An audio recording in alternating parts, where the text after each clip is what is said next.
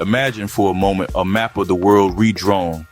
54 countries merged into a single entity, borders erased, a continent united under one flag. Africa, home to over 1.4 billion people, speaking more than 2,000 languages, a tapestry of cultures, histories, and landscapes transformed into one country. What would this mean for Africa itself, and how would the world respond to the rise of a geopolitical giant? Let's explore the possibilities, the challenges, and the ripple effects of such a monumental shift. The first thing to consider is scale. A united Africa would be the largest country on Earth by landmass, covering 30 million square kilometers, big enough to fit the United States, China, India, and most of Europe within its borders.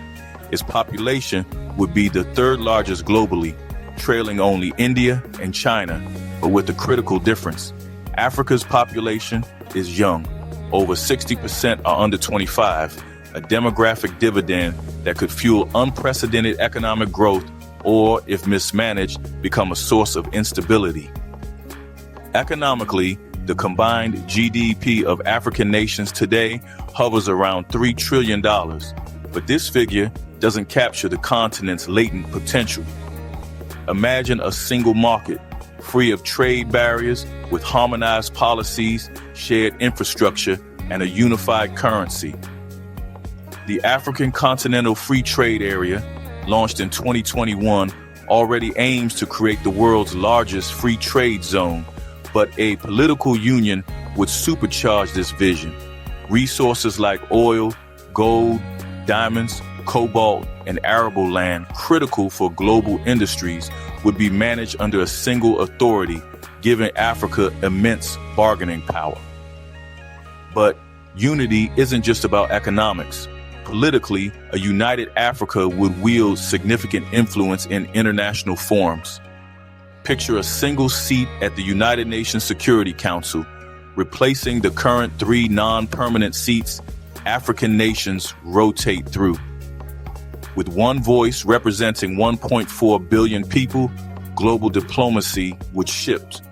Climate change negotiations, for instance, would have to reckon with Africa's disproportionate vulnerability to droughts, floods, and desertification, despite contributing less than 4% of global emissions. A unified stance could demand more aggressive climate action and reparations from high-polluting nations. On security, a continental military force could address conflicts and terrorism more effectively than the current patchwork of national armies and foreign interventions. But internal divisions would pose challenges. Ethnic tensions, political rivalries, and wealth disparities between regions like North Africa's relatively affluent economies and sub-Saharan nations could strain cohesion. Culturally, unification would spark both unity and tension. Africa's diversity is its strength, but blending hundreds of ethnic groups, languages, and traditions into a single national identity would be fraught. Would Swahili, Arabic, English, French, or a new lingua franca dominate? How would traditional kingdoms and modern governance coexist? Yet, this fusion could also birth a renaissance, art, music, and literature drawing from millennia of heritage, amplified by a shared sense of purpose. Education and healthcare systems, standardized across the continent, might close gaps in access and quality. A united space agency, building on initiatives like Egypt's NARS or South Africa's SANSA, could accelerate Africa's role in global science and technology. The global implications would be seismic. For centuries, Africa's resources and labor have been extracted to fuel foreign economies.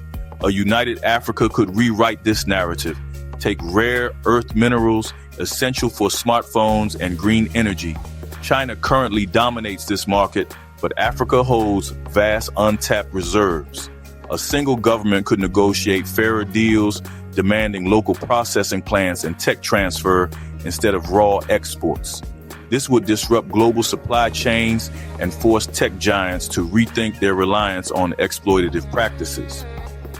Similarly, agriculture, Africa has 60% of the world's uncultivated arable land.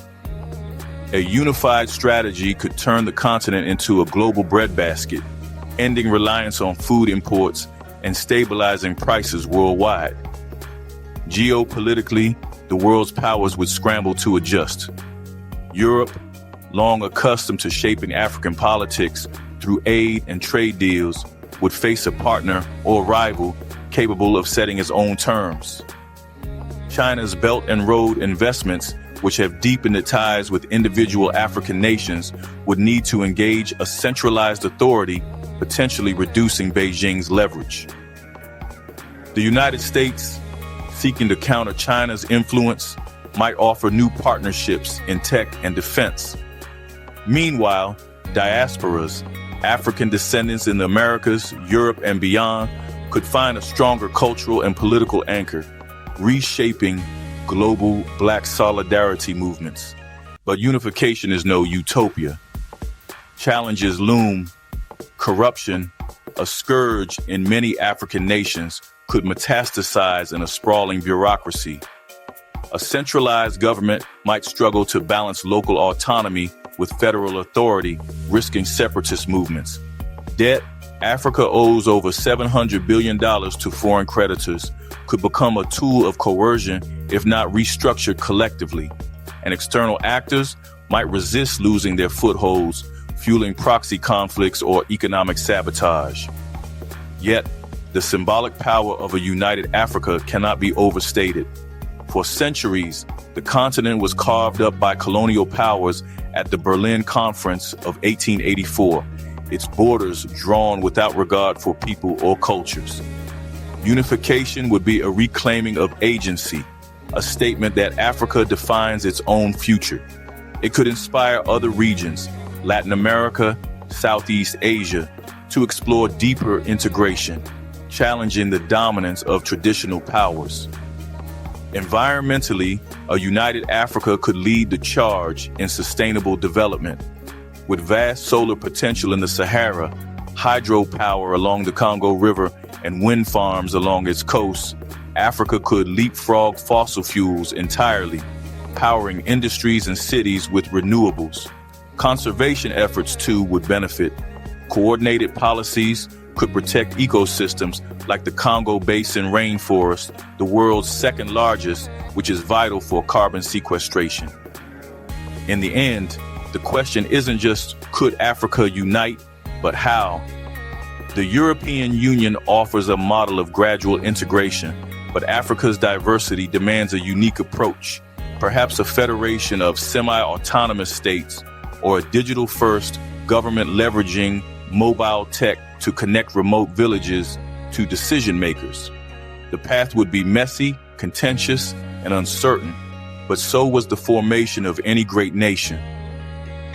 What's certain is this: the world would never be the same.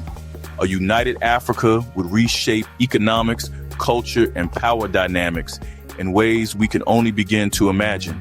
It would challenge outdated narratives of a continent left behind and force a reckoning with history's injustices. Most importantly, it would affirm a simple truth: that unity in all its complexity is the ultimate act of self-determination. And in a world grappling with pandemics, inequality, and climate collapse, Africa's lessons in collaboration might just light the way for us all.